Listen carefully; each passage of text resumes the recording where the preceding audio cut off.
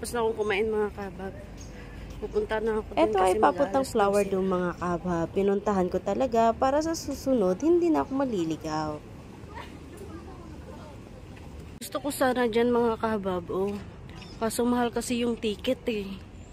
Maganda sana dyan oh. Nasa taas ka.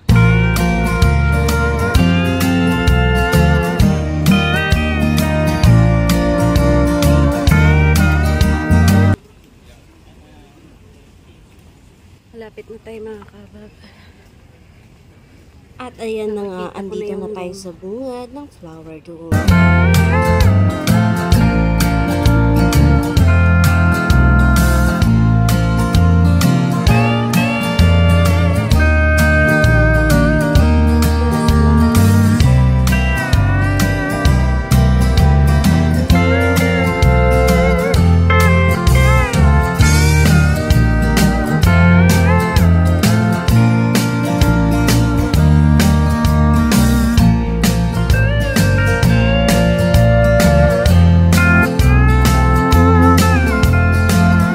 Balak yung pumunta dito sa Flower Dome ay pwede po kayong mag-walk-in at bumili ng ticket. Eh kung ayaw nyo naman magpila-pila pa, eh pwede po kayong mag-book online. Search nyo lang sa Google at doon makikita nyo yung site kung saan pwedeng bumili ng ticket. At nang alam ko na ang Flower Dome kung saan, ibabalik na ho tayo sa Floral Fantasy. Nasa mismong exit lang po siya ng Bayfront Station. Pagkalabas nyo ng station ay andoon na agad ang Floral Fantasy sa may gilid. Dito po siya matatagpuan. At pwede din po kayo bumili ng ticket sa mismong office nila. Sa entrada pa lang ay talagang mamamangha ka na sa mga decoration at sa mga bulaklak. At take note, lahat ng bulaklak na makikita nyo o halaman ay totoo. Tara at mag-explore na tayo sa loob!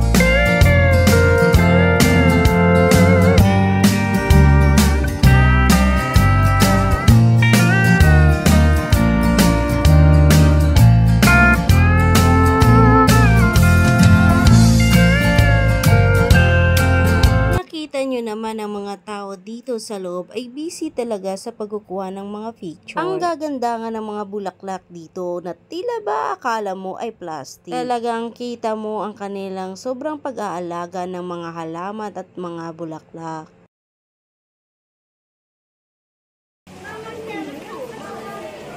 Tumambay muna ako dito mga kabab kasi sumakit na yung paa ko sa kakalakad, sa kakaikot, saka dumadami na.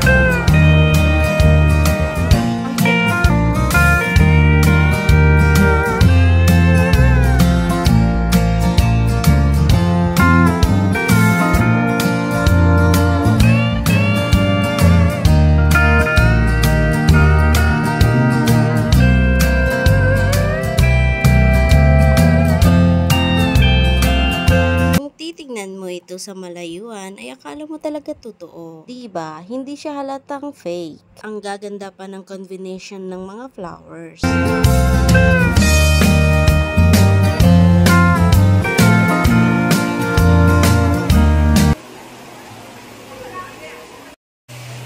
Napakaganda ng mga halaman dito mga kahabab.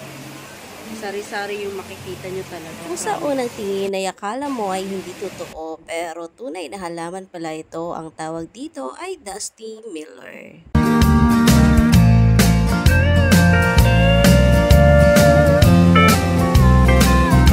Diba? Napakasarap naman talaga sa mga mata, mga bulaklak na iba't ibang kulay at mga halaman na iba't ibang klase. At ito lang ata ang aking kilala. Kung tawagin yun sa amin ay mayana, ewan ko lang sa Tagalog kung ano ang tawag doon. Hindi talaga nakakasawa kahit ilang beses mo pa itong ikutin. Kaya napagod talaga ako sa pag-ikot-ikot mga kabab, lalo't pat nakaboots ako ay hindi comfortable ang aking mga paa. Sa harap ko naman ay merong paru-paro jeep. Nagkalat nga ang mga paru-paro dito sa paradise na ito. Naggagandahang mga dilag at ibang-ibang lahi ang makakasalamuha mo dito mga kabab, at malay ba natin isa sa kanila ang charis.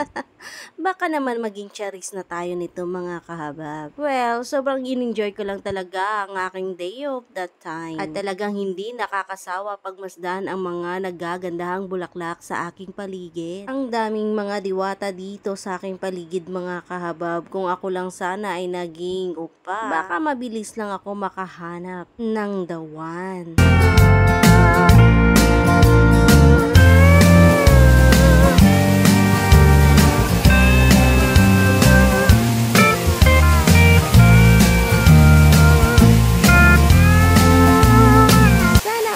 Talaga nakakatuwa silang panoorin. Iba talaga pag groupie kayo gumala. Pero sa akin naman ay very convenient lang pag ako lang mag-isa, lalo na pag nagbablog ako. Ang ganda, no?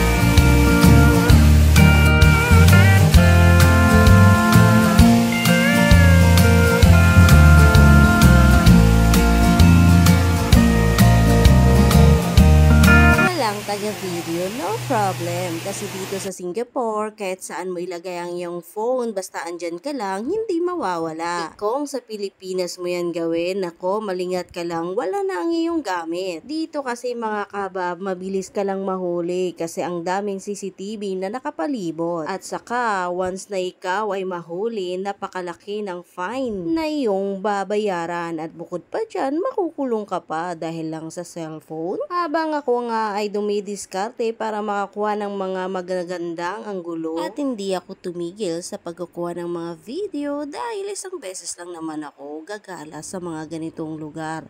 Dahil nga meron siyang entrance. Kaya sinusulit ko talaga mga kahabab, ang $20 ay hindi biro sa atin yun. More or less, nasa 700 pesos na yun mga kahabab, depende pa yun sa palitan. At sino naman kasing hindi mahuhumaling sa mga magagandang orchids, banda at ibang mga bulaklak sa aking paligid. Ihira ka lang makakita ng mga ganitong kagandang bulaklak. Merong ganito naman sa Pilipinas mga kabab. Pero maraming rare na orchids, plants at iba pang mga bulaklak na nandito lang talaga sa Singapore matatagpuan. Mahaba-haba ang video na ito dahil ito ang kabuuang video sa aking day-off nung nakaraang linggo. Bawat day-off ko mga kahabab ay mahalaga para sa akin dahil ito ay isang documentary habang nagtatrabaho ako dito sa ibang bansa. Once kasi na mag-settle na tayo for good sa Pilipinas at hindi na tayo bumabata at nagkakaedad na rin, please, meron tayong babalikan, meron tayong panunuorin at balik tanaw nung mga panahon na tayo nagtatrabaho sa ibang bansa.